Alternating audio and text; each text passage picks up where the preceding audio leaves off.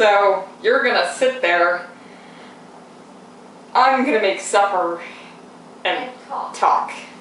Decided I'm gonna make macaroni. It's slightly bigger serving than I was expecting.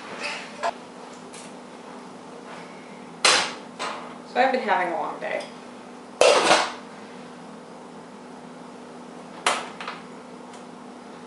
Because dealing with depression sucks.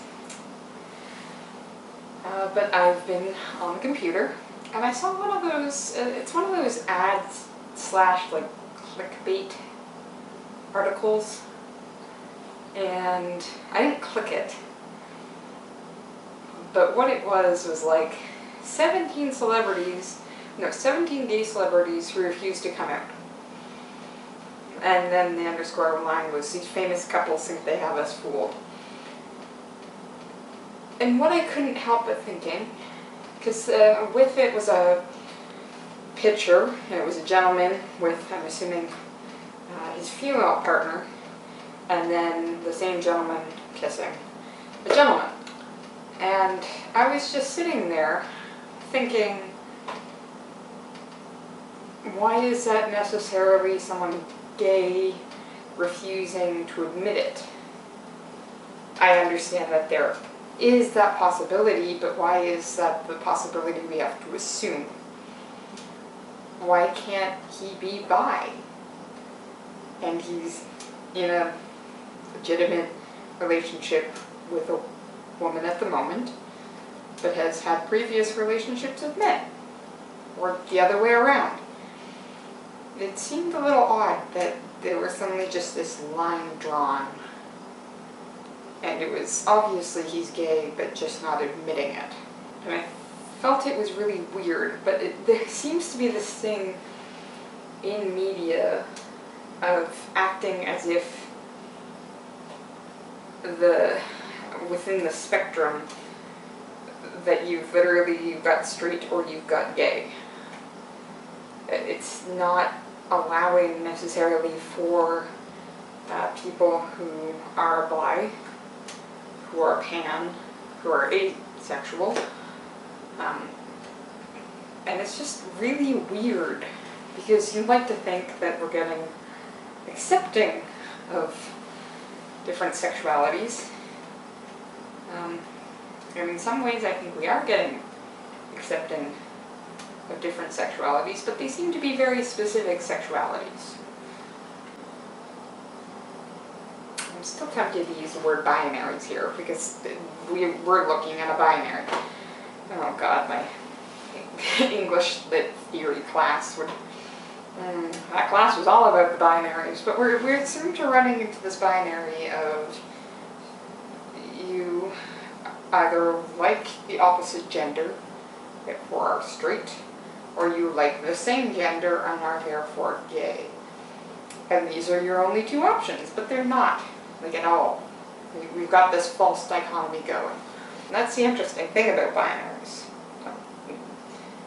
Entire year of class about binaries, how we really looked at them was we found, when you read a text, you can find these binaries imprinted at the very base of it.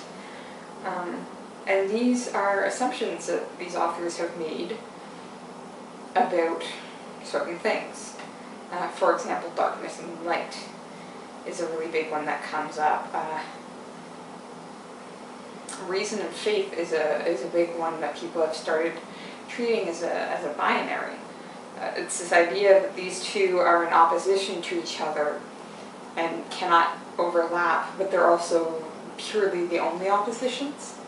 Is when we read it, oftentimes we simply accept the binary that the author is then presenting us with in order to understand the entire text, but sometimes it's a lot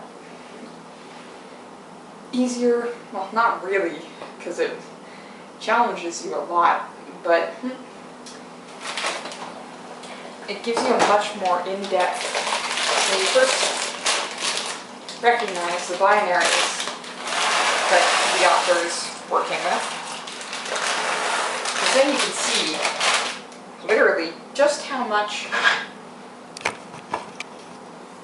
these authors have assumed, and bracketed out, another term we used in the class, in order to make this argument. Because really with a binary, it's very rare that you think about the other possibilities outside of it when you're making an argument that doesn't include those possibilities. You don't want to address that simply because it's going to make your argument more difficult or maybe even impossible. But oftentimes, you're not unaware of those sections outside of it. It's very difficult to be unaware of those things.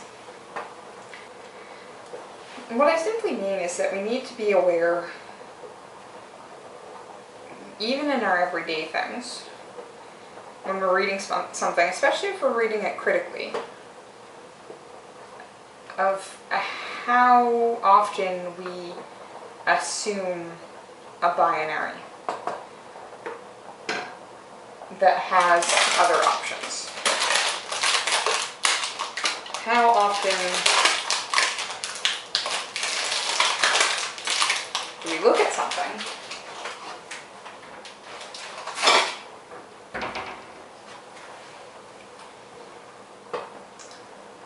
and say it's either this or this and don't allow for any other options? But it really pervades sort of everything. We've been taught to think in binaries. We've been taught to categorize everything, put it in its nice, neat little box and put it away. The problem is then what happens when suddenly all those boxes pop open and refuse to get reboxed. What happens when something defies the category? In ways, I think, you can have massive revolutionary things. Take Harry Potter, for example. Defined initially, and still sometimes defined, had this problem with another prof, as children's literature. Yes, a nice thing to read to little Tommy, but doesn't really mean anything. It's not good literature. But then a bunch of us didn't accept that categorization. Sure, we read it as children and recognize that it can be read to children, but it's not something that we merely allow to remain in children's literature. We see how it applies to adolescence, adulthood, death, rebirth. We see it academically and deeply and personally. And yeah, we see its fun bits and we see its problems. It just means we're also critical about it. And like I said, revolutionary. There are tons of things, tons of positive things that have sprung from Harry Potter and our generation's refusal to categorize it the way other people are telling us to categorize it. The Potter Alliance, WikiCon. The sheer idea that you can walk up to pretty much an absolute stranger, ask what their house is, and start a conversation from that. Really, all things considered, Professor McGonagall actually spoke very truthfully when she told Dumbledore there will not be a child in this world who does not know his name. But like I said, we're also critical of it. We are aware of binaries it's attempting to present and are willing to challenge. And it's not just binaries either. We're going to challenge a lot of things. for me to just go ahead with this line of thought and continue, that's sort of really why I like, there's a series of books called Pop Culture and Philosophy. And what it is each one of these books is something in pop culture. For example, Harry Potter has 2. I only have the second one, I really want to find the first one. And what it is, it's a collection of essays in which people have looked at different aspects of, again, we'll go with the example of Harry Potter here, and considered different philosophic thoughts and ideas that can help clarify or explore or interact with Harry Potter as the pop culture phenomenon that it is. And I mean, there's tons of these. I have the second one, which is the Ultimate Harry Potter and Philosophy. I also have Legend of Zelda and Philosophy. And I've read Watchmen and Philosophy. Well, some of those. Lord of the Rings and Philosophy, Game of Thrones and Philosophy, Simpsons and Philosophy. And in fact, I think that's actually how it got started. It was either The Simpsons or Family Guy and Philosophy that got it started. And it's just, it's exploded. It's huge. If you're wondering, they're in the philosophy section normally. And you really gotta look for them, because oftentimes they're not stacked together, and all of the covers and things are generally different, because they're all, again, based around the pop culture phenomenon that they're talking about. Batman and Philosophy has a little darker, grittier cover than Legend of Zelda and Philosophy, which has a Triforce on it. It's one of my favorite stops to make at the bookstore. And I really want to keep collecting them. Because literally, you don't have to read all of it, you don't have to read it in order, you can just pick an essay that sounds interesting. And they cover practically everything.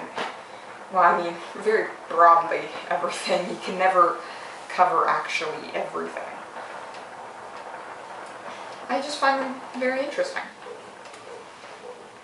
I'm sorry this conversation has jumped from 1,000 different topics, but that's a glimpse into my head.